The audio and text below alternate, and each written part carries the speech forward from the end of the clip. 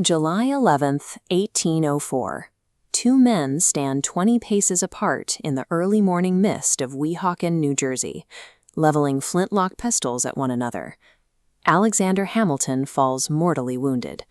Aaron Burr walks away, and that single shot defines his place in the American story as a cold-blooded villain.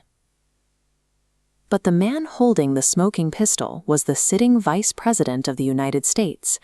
Why would an architect of the new republic, entrusted with the highest levels of power, risk everything to kill a rival?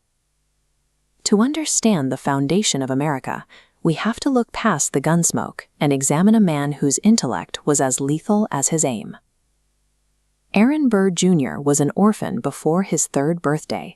Having lost both parents and his grandparents in rapid succession, he was forced to become fiercely self-reliant from infancy. That self-reliance translated into academic brilliance.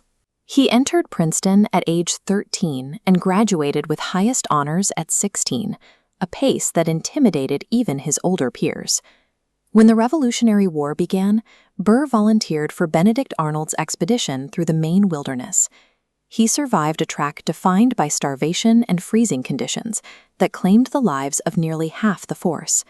He served with distinction under both Washington and Putnam, repeatedly exposing himself to enemy fire.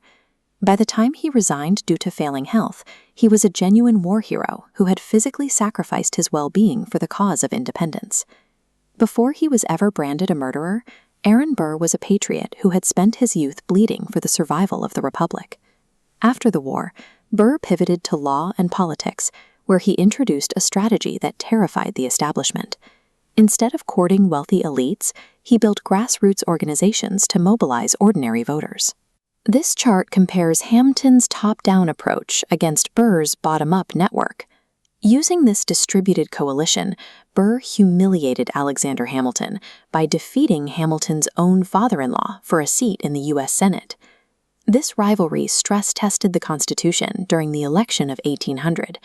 A flaw in the voting system resulted in a dead tie between Burr and Thomas Jefferson, freezing the government for 36 consecutive ballots.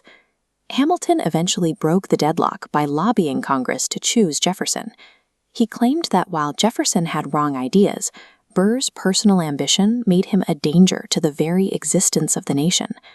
Burr had engineered the victory that brought his party to power, only to have Hamilton use the mechanics of that same party to isolate him.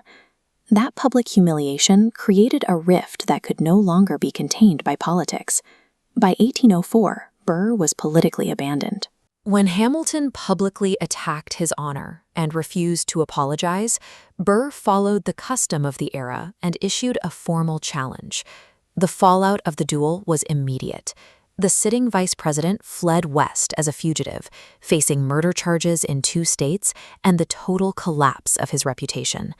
This map shows the Western Territories and Mexico, where Burr traveled in 1805. He became the center of a mysterious scheme, with accusations that he intended to conquer Spanish land or carve out an independent empire from American territory. President Jefferson ordered his arrest for treason. However, Chief Justice John Marshall ruled that the Constitution required proof of an overt act of war, which the government could not provide. Burr was acquitted. Aaron Burr's drive for power had finally pulled him outside the boundaries of the nation he helped build.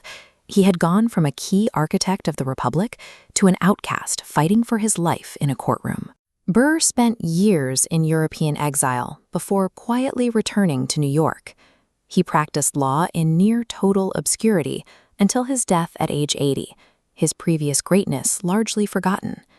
It is a striking contrast to his early life as a war hero and the 3rd Vice President of the United States. The same intense ambition that provided the tools to construct a new nation also fueled the pride that dismantled his reputation over a personal grievance.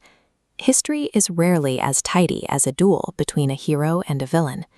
When we look past the single shot that ended Hamilton's life, we see the friction of the competing ambitions that actually forged the modern world. Thank you for watching. Please like and subscribe. It really helps us.